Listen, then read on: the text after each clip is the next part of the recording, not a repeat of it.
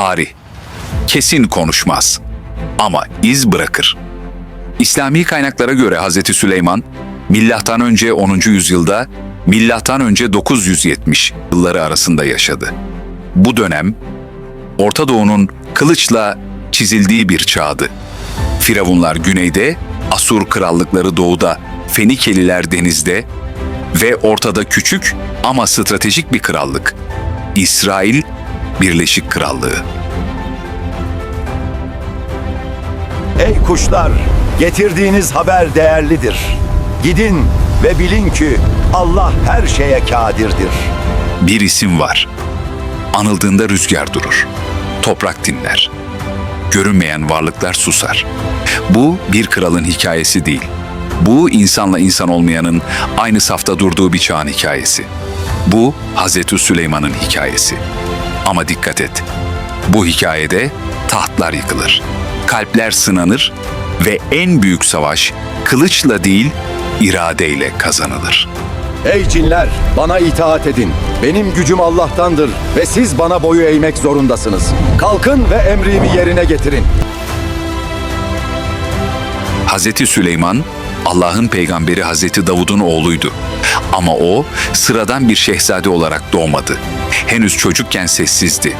Ama o sessizlikte bir ağırlık vardı. Babası Hazreti Davud, adaletiyle ün salmış bir hükümdardı. Bir gün iki kadın bir çocuk için huzuruna geldi. İkisi de aynı şeyi söylüyordu. Bu çocuk benim. Hazreti Davud hüküm verdi. Ama küçük Süleyman söz aldı. Çocuğu ikiye bölelim. Kadınlardan biri çığlık attı. Hayır, o yaşasın, bana vermeyin. İşte o an hakikat ortaya çıktı. Hazreti Süleyman daha çocukken adaletin merhametle ölçüldüğünü göstermişti.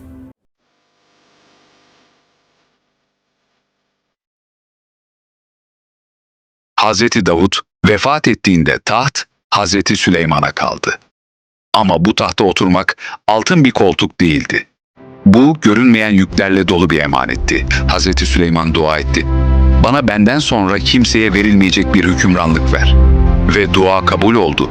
Ama bu kabul Babanın mirası aynı zamanda artık senin. en büyük imtihanın başlangıcıydı. Krallık kralını bekliyor. Bana verdikleri bir taç değildi. Ruhumun üzerindeki bir dağdı. Bunu nasıl taşıyabilirim? Onların ihtiyacı olan kral nasıl olabilirim? Rabbim, Allah'ım, babamı kral yaptın. Şimdi bu yük bana kalıyor. Bana bir krallık bahşet ya Rabbi. Benden sonra kimseye verilmeyecek bir hükümranlık. Ta ki senin hikmetinle hükmedebileyim. Dua kabul edildi. Ve asıl imtihan yeni başlamıştı.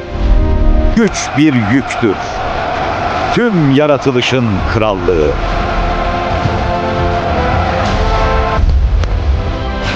Kralım, ordu durdu. Emri biz vermedik.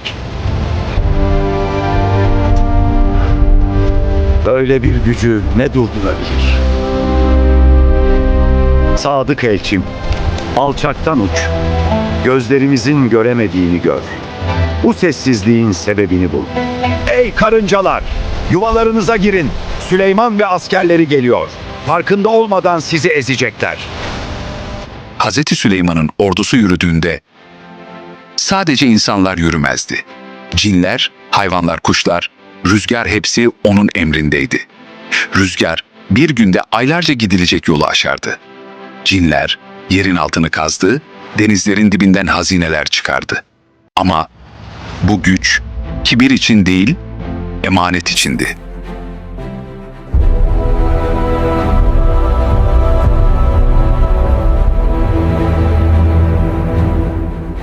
Formasyonlar mükemmel.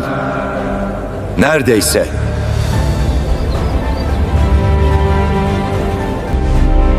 Bir gün Neden hüdüt kulturu hüdhüd göremiyor? kuşu yoktu. Bu Yoksa sıradan bir kayıplar eksiklik arasında mı? değildi. Hazreti Süleyman Onu öfkelendi. şiddetle cezalandıracağım. Ama Hüdhüd döndü Ya da onu keseceğim. ve dedi ki, Tabii bilmediğin bana apaçık bir şey delil öğrendim. getirmezse. Sebe ülkesinde Senin bir kadın kuşatamadığın hükümdar bir vardı. şeyi kuşattım. Belkıs Ve Seba'dan ve sana halkı kesin bir güneşe haber tapıyordu. getirdim. Hazreti Süleyman mektup gönderdi. Bana teslim olun. Allah'a boyun eğin. Belkıs zekiydi. Savaşı değil aklı seçti. Ama Hazreti Süleyman onu sınadı. Tahtını bana getirin. Cinlerden biri dedi ki, sen yerinden kalkmadan getiririm. Ama bir başkası gözünü açıp kapatmadan. Ve Belkıs'ın tahtı bir anda oradaydı. Belkıs geldiğinde gerçekle yüzleşti. Bu Rabbimin lütfu.